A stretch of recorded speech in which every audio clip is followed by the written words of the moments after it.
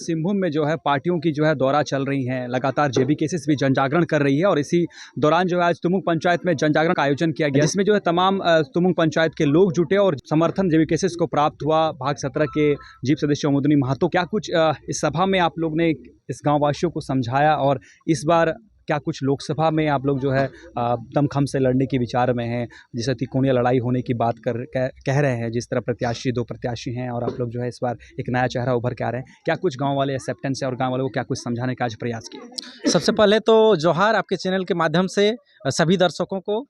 आज तुमुंग पंचायत के तुमुंग ग्राम में ही हम लोग जन आशीर्वाद अभियान चलाए, जनसंपर्क अभियान चलाए। इसमें हमारे टाइगर जयराम महतो की विचारधारा को लेकर सभी लोगों को जागरूक किया गया और यहाँ की जो जन समस्या है, यहाँ पर जो जन समस्या का निदान कैसे किया जाएगा, इंचा डैम की समस्या को लेकर उस विषय पर सभी लोगों को जागरूक किया। अपना जल जंगल जमीन बचाने को लेकर सभी को जागरूक किया गया। और जहाँ तक बात होती है यहाँ के तिरकनियों चुनाव के लेकर या फिर जो भी कैंडिडेट हैं, हमारे जो JLKM के प्रत्याशी हैं टाइगर जयराम महतो के दामोदर सिंह हंसदा, वो कहीं ना कहीं दूसरे प्रत्याशियों से बहुत पढ़े लिखे हैं, उच्च कोटि की गुणवत्ता वाले वो नेता हैं, लीडर हैं। उनकी क्षमता है, 20 सालों से वो समाज के लिए आंदोलन किए हैं, हो भाषा को लेकर आंदोलन किए हैं। उसकी बहुत ही अग्रणी भूमिका है कि आज हो भाषा द्वितीय राजभाषा में दर्जा प्राप्त हुआ है। और कहीं ना कहीं हमारी जो समस्याएं, हमारी जो विचारधारा है, हमारी जो मुद्दा है, वो जनताओं के लिए जो मुद्दा है, हमारी जो मुद्दा है वो जनताओं के लिए ज़रूरी है।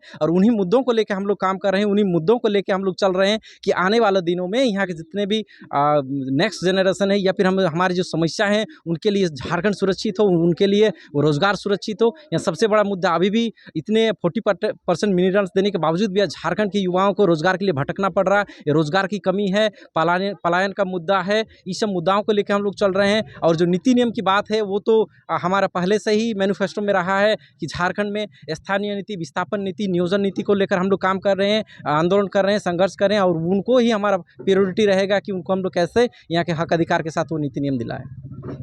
तो इसी के साथ कहें आपसे जुड़ेंगे, जानेंगे कि बेरोजगारी की, महंगाई की मुद्दे लेकर सभी पार्टियां बात कर रही हैं।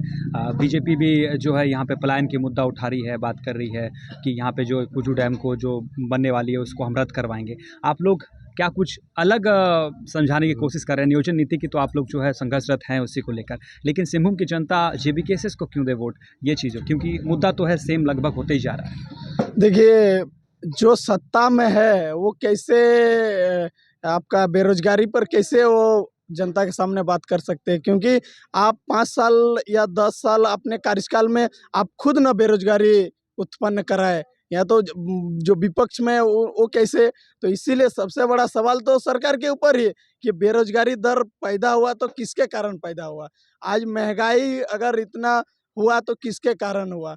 आज बहुत सारा समस्या है, ये तो वो लोग अपना मुद्दा बना ही नहीं सकता। वो लोग अभी देखिए जाति ध्रुवीकरण के लेकर पार्टी, सब पार्टियां देखिए जो सरकार में है सब उसी में डिपेंड है, क्योंकि वो लोग के पास मुद्दा नहीं है। अब देखिए अगर रोजगार की बात करते हैं तो रोजगार कितने दिए गिनाए सरकार। अब बेरोजगारी और दूसरा चीज महंगाई देखिए पहले के ज़माने में 50,000 में एक तो बाइक मिलता था, आज 1 लाख हो गया। तो महंगाई, आप लोगों को रोजगार ही नहीं दे रहे हैं, लेकिन महंगाई इतना बढ़ते जा रहा है। तो सबसे बड़ा प्रश्न तो उन लोगों के ऊपर है, क्योंकि कार्यकाल आपका पार हुआ।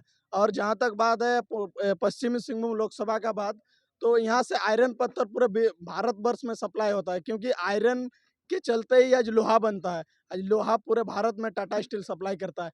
लेकिन पश्चिमी सिंहभूम के लिए आयरन पत्थर ले जाने के बाद यहाँ के लोगों के लिए क्या क्या किया सरकार, ये सबसे बड़ा प्रश्न है। क्योंकि इसका जवाब सरकार जो यहाँ पे सांसद रहे हैं उनको जवाब देना होगा, क्योंकि आपके नेतृत्व में जनता ने आपको विश्वास दिलाया था, आप उसका नेतृत्व में आप खड़ा नहीं उतरे हैं। इसीलिए आज हम लोग को मजबूरन त्रिकोणीय मुकाबला करने के लिए आज हम लोग मजबूर हो गए, बाध्य हो गए।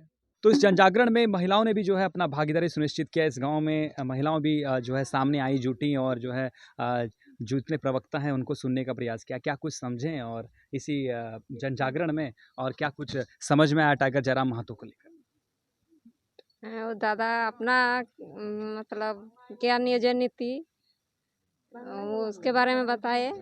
और মানে আমাদের ছানাগুলা কেমন মানে ইয়ে হবে, কেমন পড়ালেখা করবেন ওটা মানে ওরা ইয়ে লড়ছেন নকরির জন্য। আর হাদের ছানাকে যেন ভালো করে পড়ালেখা হোক আর হাদের ঝাড়খণ্ডে যে এত দিন হইলো মানে ইয়ে হইয়া ঝাড়খণ্ড অলপ হইয়া লেকিন হাদের কি বলো পহচানটা বনে নাই সেই পহচান बनाবার জন্য হাদের ঝাড়খণ্ড দাদা ये মানে जयराम दादा লড়ছেন। दीदी एक तरफ जो है मोदी जी को प्रोजेक्ट किया जा रहा है, बड़े बड़े पोस्टर हैं, बार बार फ़ोन में टीवी में दिख रहे हैं, उनको प्रोजेक्ट कर रही है यहाँ के गीता कोड़ा मैडम जो है उनको प्रोजेक्ट करके जो है चुनाव लड़ने की बात सामने आ रही है, 400 की पार की बात आ रही है, गारंटी की बात आ रही है।